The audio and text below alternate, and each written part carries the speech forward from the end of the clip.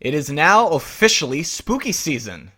Yes, we are now officially in fall mode, the season of sweaters, pumpkin spice, and of course, Halloween. As we approach Halloween, and with the SAG-AFTRA strike affecting some future guests on Nostalgia Talk from talking about past work, I decided to do some retrospectives on some nostalgic Halloween productions that a lot of us grew up with and love. Kind of like around Christmas time when I do Nostalgia Talk Christmas bonus. I don't really have a creative name for it this time, but this is going to be very similar to that. Now, for a lot of us, when we think of spooky season, we think of Scooby Doo. So I'm going to try to do a couple of different Scooby Doo related projects, or maybe some that aren't Scooby Doo related, and I'll start with Scooby Doo on Zombie Island. This was the first in a series of many direct-to-video films featuring the Mystery Inc. gang. It starts with the Mystery Inc. gang running away from a creature in a castle. After Scooby-Doo crashes into a suit of armor and topples over a bunch of others, the creature is trapped underneath them and in traditional Scooby-Doo fashion is unmasked as real estate agent Mr. Beeman. Velma stated that he was printing millions of counterfeit money in his basement, and Mr. Beeman says to them, "And I would have gotten away with it too, if it wasn't for that big dog and you meddling kids." This is later revealed to be a flashback from Daphne, who is making a guest appearance on a talk show. She says that sometime after solving that mystery, Mystery Inc. split up, and since Daphne realized that the monsters and ghouls they were chasing turned out to be just humans in a costume, Daphne started her own TV show, with Fred as her producer and camera operator. Daphne states that now she wants to find real haunted houses to showcase on her series, which the host of the talk show says to Daphne, "It's too bad most of the old gang won't be along for the ride." Meanwhile, Shaggy and Scooby are working as security guards at an airport and get emotional watching Daphne's show. Their boss orders them to get back to work, and Shaggy walks Scooby down the baggage claim, where he sniffs out contraband food in people's suitcases. What their boss doesn't know is that they have been hiding contraband food that Scooby sniffs out into the custom storage room and of pretty much an entire restaurant. Velma is now the owner of a mystery bookstore, taking calls from interested buyers in books. But as she as well watches Daphne's show at work, she finds herself more interested in real-life mysteries rather than fictional ones. Then the phone rings, and instead of a customer, it's Fred. At the airport, Shaggy and Scooby's boss comes into their storage room, where they have eaten pretty much everything. Enraged, Shaggy and Scooby are fired. Upset over losing the best job they've ever had, they as well get a phone call from Fred. Fred arrives at Daphne's to pick her up for their trip to New Orleans for the show, and when Fred opens the back of the mystery machine, she is surprised to see that Fred invited Velma, Shaggy, and Scooby-Doo to tag along as a birthday present for Daphne. Daphne says, "I've been working so hard, I guess I've forgotten my own birthday." And it really is like old times for them when Velma offers Scooby a Scooby snack and Shaggy wants one too. But they aren't very tasty, as Velma's been saving them for a long time. And now, Mystery Inc. is ready to go. While on their journey, Shaggy and Scooby get frightened by various ghosts that they come across, but as always, they're fake. From humans in costumes to images on a projector. While Velma's happy to be reliving the good old days, Daphne finds it old and tiring. Wanting to find a real haunted house with real monsters and ghosts, a lady named Lena approaches them, who claims to work as a chef at a real haunted house close to a bayou. She claims that a pirate died on the island and that his spirit is still haunting the house. Fred brushes it off as somebody in a pirate costume trying to frighten kids, but Lena insists that the ghost is real and invites the gang to come and visit the house. Daphne likes the idea, and Fred thinks that Lena's cute. Velma looks up the location, and according to her research, there have been some disappearances on the island. The group rounds up Shaggy and Scooby as they follow Lena to the haunted house. Lena introduces the Mystery Inc. gang to Jacques, a ferry driver who says, "If they want haunted, they've come to the right place." Jacques takes Lena's car and the mystery machine onto the ferry to the island. Upon realizing the Mystery Inc. has Scooby-Doo as a dog, there's a running gag throughout this video where they spot Scooby, either Lena or another character, and it's like they refer to him as a dog, and he goes, "Dog? Where?" Anyway, upon realizing that Mystery Inc. has Scooby-Doo as a dog, Lena explains that her employer, Simone Lenoir, has cats. Shaggy insists that Scooby will be fine. Jacques drives the ferry down this really creepy-looking river that honestly looks so swampy. Scooby looks down and spies a catfish, who Jacques claims is named Big Mona. Big Mona splashes Scooby over and over again, and Scooby tries to catch it, but realizes that he could fall off of the boat. Shaggy holds on to him, but they both fall off of the boat and get noticed by alligators. Velma throws a safety ring over to Shaggy and Scooby, but before they can get to it, an alligator catches it with its mouth. Shaggy and Scooby swim away from the alligators and are rescued by a man who is known as Snakebite, who fights the alligators off, but is angered that Shaggy and Scooby frighten Big Mona away, as he's been trying to catch Big Mona. Jacques catches up to Shaggy and Scooby and tells Snakebite that he's wasting his time trying to catch Big Mona, and tells the gang that Snakebite hates tourists on the bayou. Little fun fact, actually, Snakebite's voice was provided by the one and only Mark Hamill. Yeah, that's not a joke, Luke Skywalker himself. And he also voiced Shaggy and Scooby's boss at the airport. As a matter of fact, he's actually in quite a few of these Scooby Doo videos.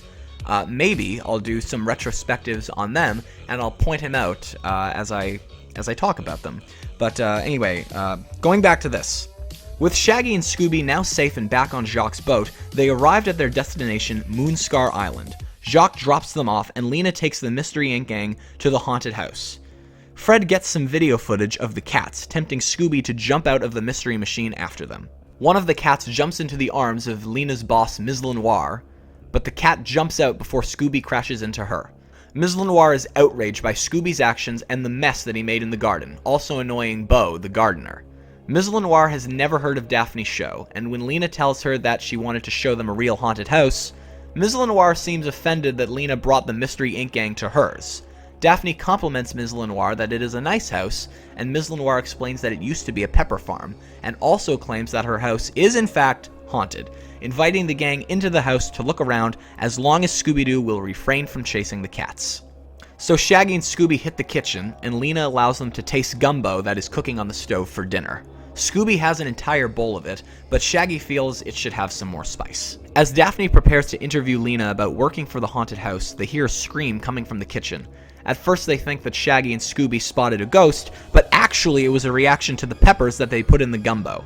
When the group leaves and Shaggy and Scooby continue with trying peppers, it suddenly gets cold in the kitchen.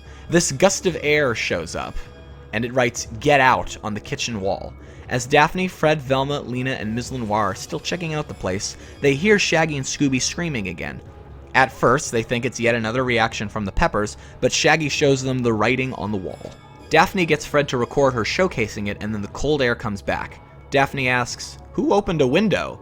Velma notices underneath the "Get Out" message, the same gust of air wrote "Beware" underneath it, and Velma starts to levitate. Fred mentions that this has happened to them before, and usually there's a magnet or wire behind it, but Velma says that there's no magnet or wire causing her to levitate. Shaggy and Scooby offer to help her down, but then Velma lands on Scooby and stops levitating. The gang watches the video footage as Daphne spots something. She has Fred stop the tape, and he darkens the image on camera, revealing that a ghost was writing on the wall. Ms. Lenoir says that this is the ghost of Morgan Moonscar, the pirate who died on the island that still haunts the house. Daphne's excited to have discovered evidence of a real ghost, but Shaggy and Scooby are rather spooked by it. Fred thinks that it's a hologram of somebody dressed like a pirate. Wait, if it's a hologram of somebody dressed up like a pirate, why did it show up on the tape? Velma heads back to the kitchen and feels the wall. And as she feels it, the wall starts to rip. She uses a spatula to scrape the wall, revealing a sign that says Maelstrom. Lena and Ms. Lenoir are not pleased that Velma destroyed the wall, but Velma researches that Maelstrom was the name of Morgan Moonscar's pirate ship.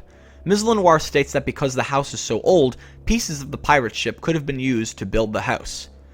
It had been said that Morgan Moonscar had buried treasure on the island, but no one has ever found it. Fred reiterates his theory that the ghost of Morgan Moonscar that they saw on camera is someone in an outfit trying to scare people away, but he's the only one who thinks that. Meanwhile, Shaggy and Scooby are outside having a picnic of mostly peppers, and Ms. Lenoir's cats seem to enjoy the potato salad on the side. Scooby chases them away to the river from before, where he once again falls in and catches the attention of Snakebite, angry that Scooby again scared away Big Mona, so he sends his pig Mojo to chase him. "Snakebite, it's an open area, you can't just keep it to yourself." As Shaggy is collecting more peppers, Scooby runs away from Mojo, and Shaggy finds himself running away too. The two are so focused on running away from the pig that they don't realize that they're about to fall into a hole. "Chased into a hole by 1/3 of the BLT!" Mojo takes off as Shaggy and Scooby try to escape the hole, but when Shaggy holds onto some kind of branch, it looks like, he slips and the branch gets loose.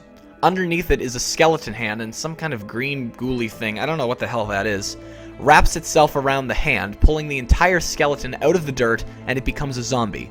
And not just any zombie, the zombie of Morgan Moonscar. This time Shaggy manages to escape the hole, but he leaves Scooby behind. Before the zombie can attack with his sword, Shaggy pulls Scooby out of the hole. Hey, does anybody remember an episode from the old Scooby Doo show with a no-face zombie? Like, I remember they were like, Scooby, what did the zombie look like? And he pulls his face away and he goes, yeah, no face! No face!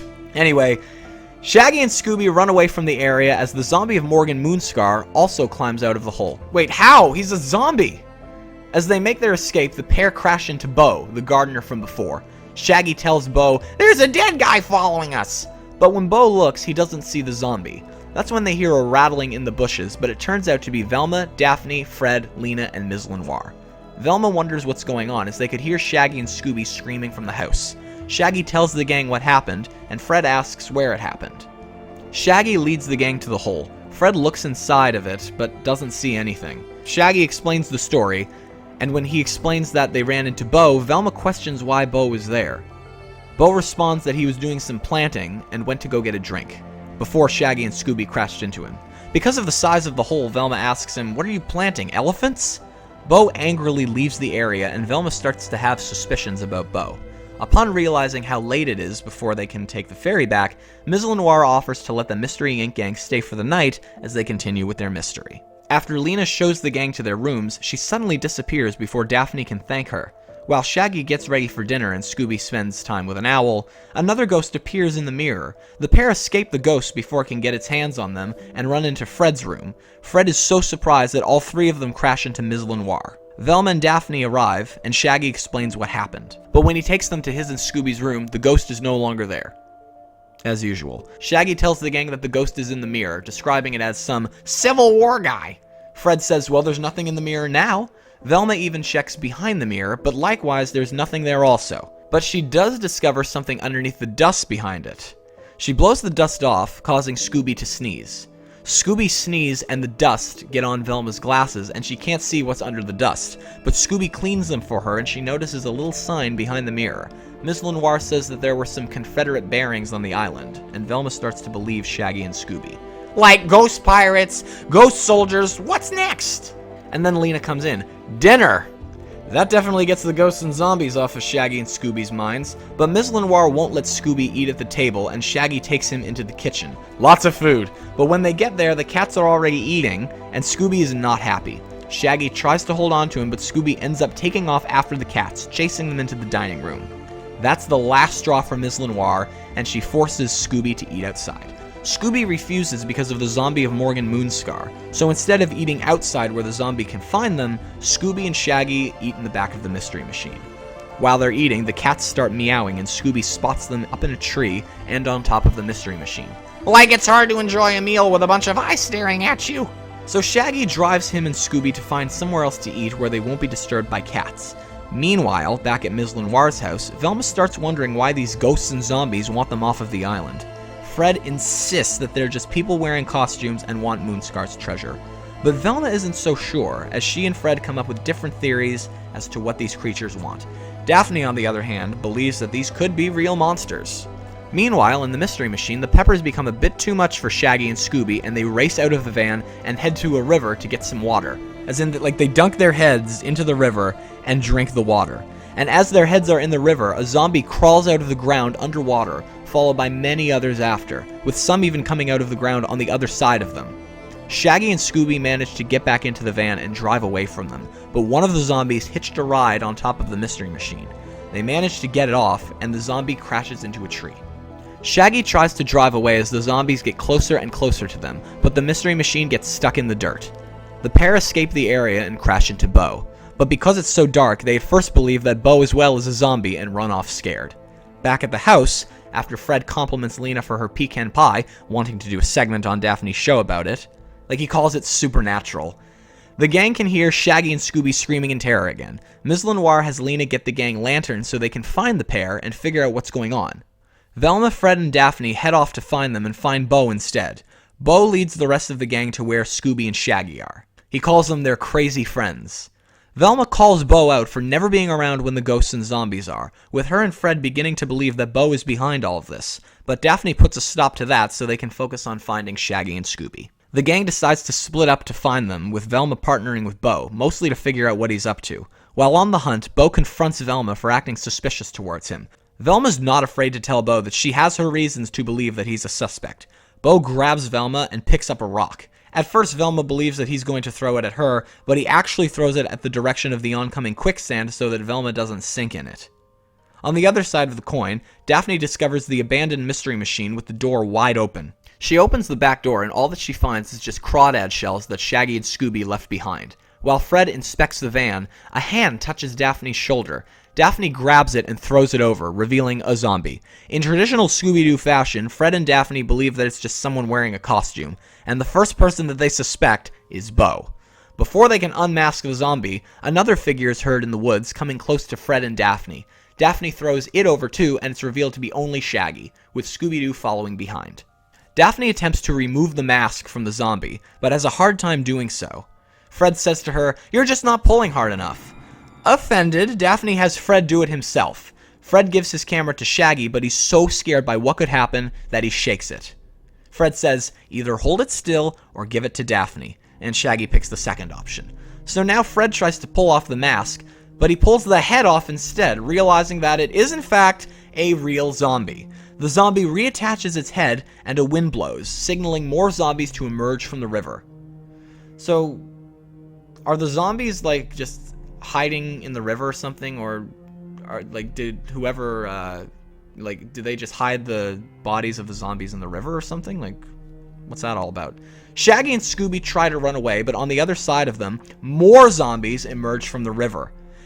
How many zombies are there? Wow. As Fred keeps recording, the zombies surround him and Daphne. The two hear Lena screaming, realizing that she and Ms. Lenoir could be the zombies' next victims. While trying to find them, Fred trips over a log and his camera sinks in the quicksand. Fred and Daphne head to the other direction, as do Shaggy and Scooby, almost getting eaten by an alligator again. They too get surrounded by more and more zombies every direction that they go. Most of this scene is done through a montage of the two pairs in separate groups trying to get away from the zombies. Fred and Daphne whip the zombies away with a tree branch, and one of them loses the top half of its body.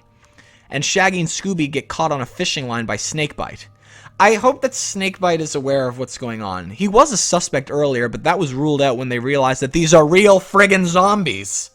While still trying to get away, Fred and Daphne reunite with Velma and Bo, while Shaggy and Scooby stumble into a cave where they discover dolls, but they don't realize that they are dolls of Fred, Daphne, and Velma.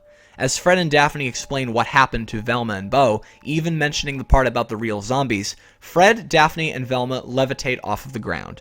This is caused by Shaggy and Scooby playing with the dolls. Well, who was because clearly that's what made Velma levitate before. Who was controlling them then? It's really funny when eventually Shaggy notices that the dolls look like their friends. He's like, hey, this looks just like Daphne. And it's really funny when Shaggy makes the Daphne doll kick its leg up while levitating and makes Daphne kick Fred's ass. Literally. Bo tries to get them down, but is unable to due to them being controlled. They even get Velma to punch Bo in the face. As Shaggy and Scooby enjoy playing with the dolls, they spot multiple pairs of red eyes in the cave peeking out at them. Frightened, they run off and let go of the dolls, resulting in Fred, Daphne, and Velma landing back on the ground. Shaggy and Scooby run out of the cave, and it is revealed that they were being watched by bats, and they fly after them. The gang hears more screaming and head to the direction of Ms. Lenoir's house. Shaggy and Scooby manage to escape the bats as they fly past them. Like, Shaggy and Scooby, are running away from the bats, and they duck, and the bats go right over them. But they find more zombies on every corner of them. Fred, Daphne, and Velma make it back to Ms. Lenoir's house and try to find Lena and Ms. Lenoir. Velma attempts to switch the light on, but it doesn't work. Bo believes that the generator may have gone out. He tries to go and see for himself, but Velma doesn't let him because of her suspicions about him. While still searching, Fred falls through the stairs. Daphne and Lena both find him there, and Daphne asks Lena what caused all of the screaming. Lena explains that she and Ms. Lenoir were attacked by zombies while waiting on the gang to come back. While Lena managed to escape, Ms. Lenoir did not. The gang heads down the direction of what appears to be a cave underneath the stairs in an attempt to find Ms. Lenoir, and they find themselves in a mysterious room. Velma believes it to be a place for voodoo rituals. That's when Velma begins to suspect that Lena was lying about Ms. Lenoir being dragged by zombies, recognizing her footprints as they were walking down the cave. And Velma was right. At that very moment, Ms. Lenoir arrives with the dolls, and controlling them, she has Daphne and Velma crash into the wall. Lena uses the Fred doll to do the same. Bo tries to stop her, but Lena was ready for that. She had a doll of Bo made, and has Bo crash into the wall. Were they controlling Velma before? I don't think that was ever explained. Realizing that Ms. Lenoir and Lena are the real culprits, Velma apologizes for suspecting Bo, and Ms. Lenoir and Lena reveal that they are evil werecats. Meanwhile, Shaggy and Scooby manage to escape the zombies in the woods and are found by Jacques.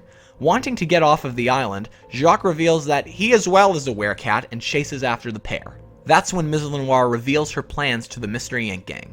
200 years ago, after Ms. Lenoir and a group of other settlers made the island their home, Morgan Moonscar landed on the island, and his pirate gang wreaked havoc on it. The islanders, with the exception of Ms. Lenoir and Lena, escaped into the bayou, but they were eaten by alligators. So that's who the zombies in the river were. Okay, as I was watching this, as I was typing this, I was like, why are there so many zombies coming out of the river? That explains it.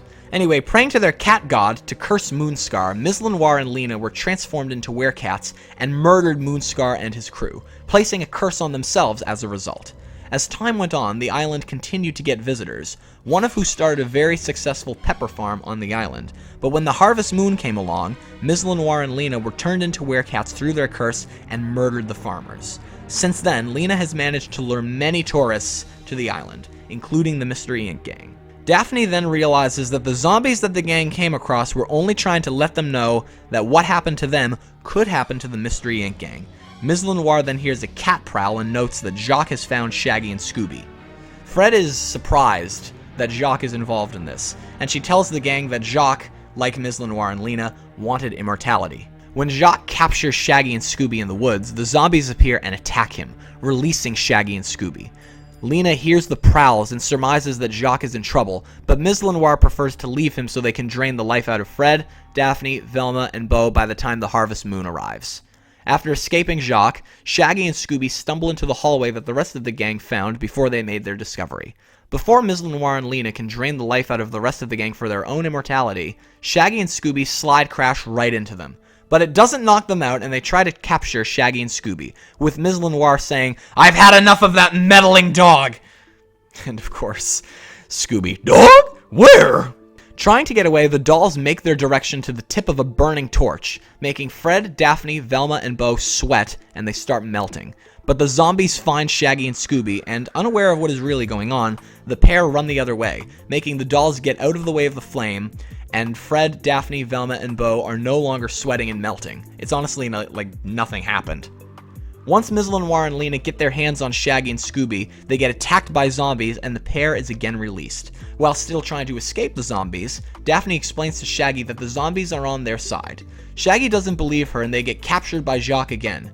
As Jacques, Lena, and Ms. Lenoir close in on Shaggy and Scooby, Scooby stumbles upon a pepper and squirts it into Jacques' eye. They manage to escape Jacques, but are captured again by Ms. Lenoir and Lena, who start to drain the life out of Shaggy and Scooby, but they get stopped when they suddenly crash into the wall. Turns out, Velma and Daphne made dolls of Lena and Ms. Lenoir in an attempt to control and stop them from capturing the gang.